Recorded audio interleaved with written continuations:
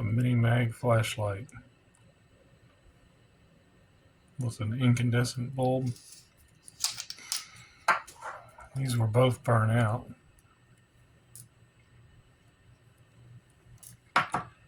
$3mm LED, white.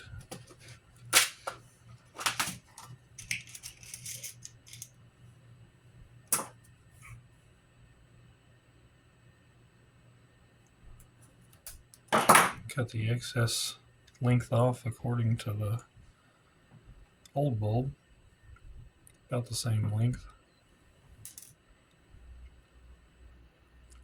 These are a little wider, so I'm going to squeeze them together a little. The voltage on these is 2.8 to 3.6. These take 2 AA's, that's 3 volts.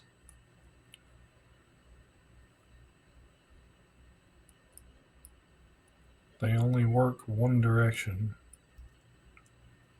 So if you plug it in and it doesn't work, flip it around 180 degrees and put it back in. And that's all there is to it. Now you have an LED Mini Mag. Thanks for watching.